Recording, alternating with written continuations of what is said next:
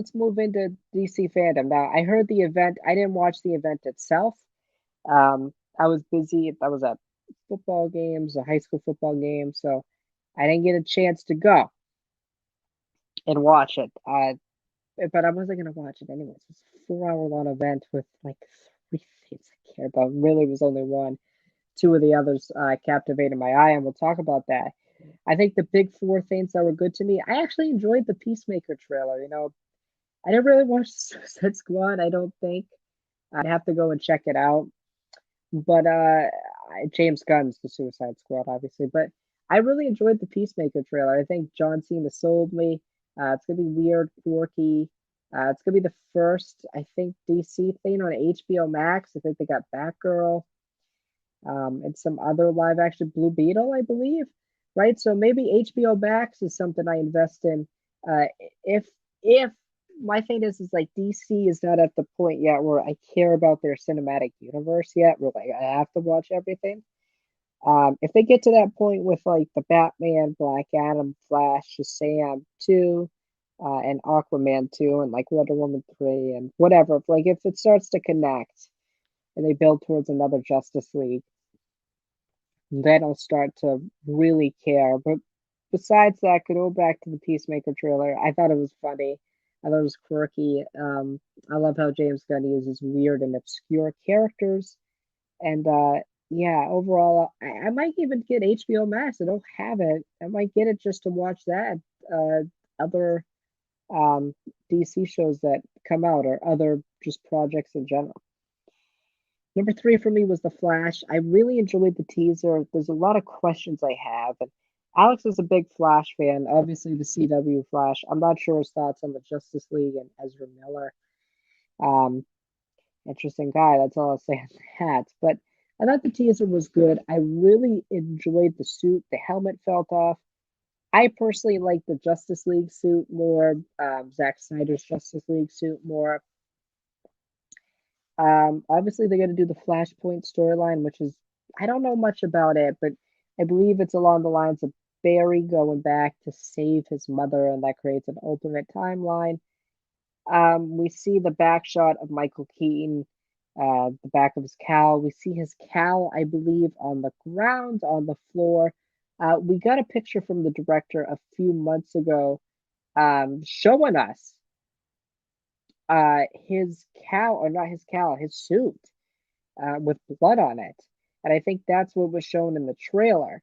I am not sure what happens to him. I'm really interested to see. Because I think it could be one or two things. Obviously, we got a second Flash. We don't know the villain for this either. So I think later in that film, that second Flash we see with a Batman suit. Again, I'm not sure who that is from. Is it from Ben Affleck? I don't think so. How does Ben Affleck play into this? Like, how does he interact with Michael Keaton's Batman? Like, what's going on? I still have a lot of questions, and I don't know where it's going. So that's why I'm kind of concerned with it. This is a multiversal movie. I don't think we're at that point in the DC yet, but I think the DC is doing it for a different reason. It's been rumored, Daniel RPK was talking about this, that it's rumored it's going to revisit other times from the DC universe and give them alternate takes to kind of give us an alternate timeline where they could kind of do rebuild the DC EU. I'm not sure if I'm too big of a fan of that, especially if you've already had 7, 8 movies trying to build this universe. And I just gonna be like, yeah, we gotta start over. We'll use the Flash. It would make sense. Um, yeah, so I wonder what they're gonna do. I think that other Flash becomes like the reverse Flash or something along those lines. And he's gonna hate that Barry's gotta let his mother die. And yeah, how does Keaton play into this? Like, does Keaton stay? Is this Ben Affleck's exit? Does Ben Affleck die? Does Keaton die? I still have a lot of questions. That's my big concern, I think. Um, the number two was the Black Adam teaser. Uh, kind of question why The Rock was playing a superhero. Um, but I absolutely adored it. Um, I thought it was great, and I think it's going to be a rated R film just by teaser we got. I mean, that was crazy. I literally gasped when I saw him come down and him literally like electrocute that guy in his hands. It was pretty cool. Obviously, he talked about how that was a scene at the beginning of the movie. I don't even know who Black Adam is. I didn't know who he was until this movie was announced. I don't know anything about him. I don't read comics as it is. I hear people talk about him. So I'm generally like really stoked for that. Now it's gonna be weird to see The Rock playing a character that seems serious and dark. They talk about the hierarchy of the DC universe changing. That's the tagline for this movie. Is Superman not in this universe? What's going on with Cavill? That's my big question from it. Um, so yeah, that's how we feel about the Bat or the Black Adam uh teaser. I again really enjoyed it. Dark. I think I'm gonna love it. And finally, we got to see our second look at the Batman. It's our first look in about a year with the film finished. I'm just gonna highlight some of the things I love. I love that that the Riddler looks great. The Riddler looks like a not a menacing villain, I guess you would say, but a psychotic villain that is going to mesmerize and just try to outsmart our our Batman. This feels like a detective movie, and I feel like that's something we're missing for Batman. We get a lot of action with Keaton. We get Bale, the Dark Knight, and uh, this one I feel like it's going to be darker, and it's a year two Batman. So a lot of the Batman stories we've gotten are him established as Bruce Wayne.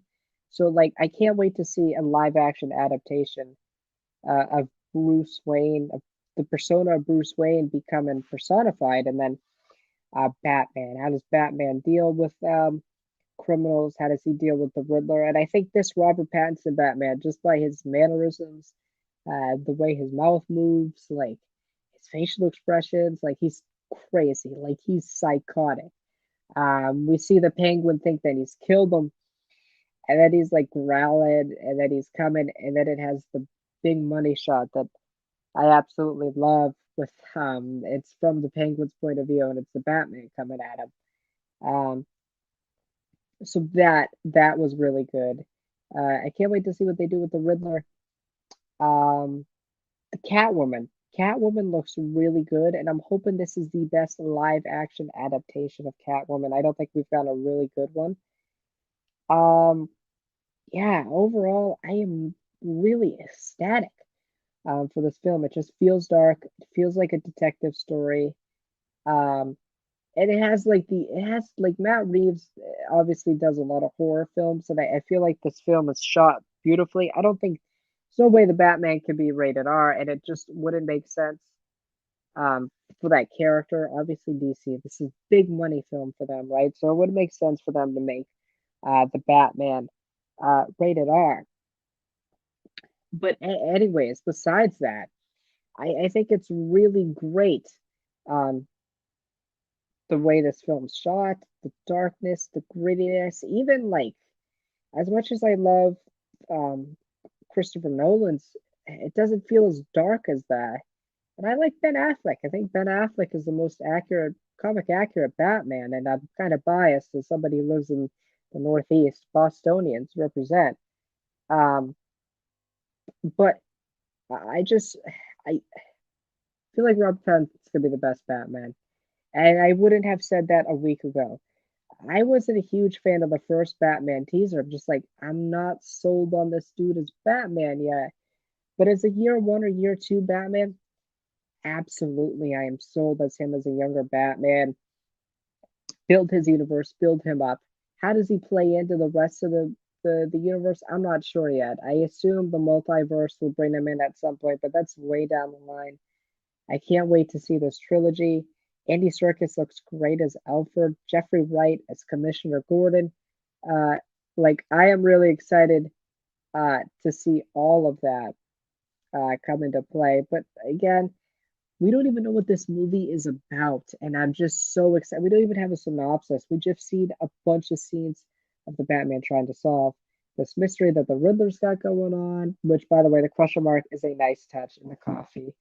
Um, we have a lot of stuff that is really good, and I think uh, Reeves has even taken stuff that I love from Nolan's trilogy, like the interrogation scene he has with the Riddler that we see in the trailer is very reminiscent of the one that we see with the Joker in The Dark Knight. So I wonder if they're going to do a little something with that, kind of give us some callbacks. So yeah, I'm really excited. I think, and by the way, the scene where the hallway is literally lit by gun bullets is just fantastic. I saw people complaining that he was taking gunshots, like whatever, and yeah, it is kind of stupid. Just lift the guns up, but you can't see, so you don't know what's going on. So that's the real world answer to it. I don't care either way. It just looked cool. I love the darkness, the grittiness, like I was saying. I'm super ecstatic. And um, I don't talk about it. I think I talk about it a little bit here. I love grounded superhero projects. That's why I love Falcon and the Winter Soldier. When it's earthbound, when it doesn't get too fantastical, I love it. As much as I love my fantasy, like Star Wars and even Marvel stuff that deals with the cosmic realm. I love grounded superhero stuff. That's why I like the character Batman, Spider-Man. I like the Falcon and Winter Soldier as I was alluding to. I like it a lot more than most people because it's grounded. And I just love that. It's easier to relate to the character, and I'm really excited for that. So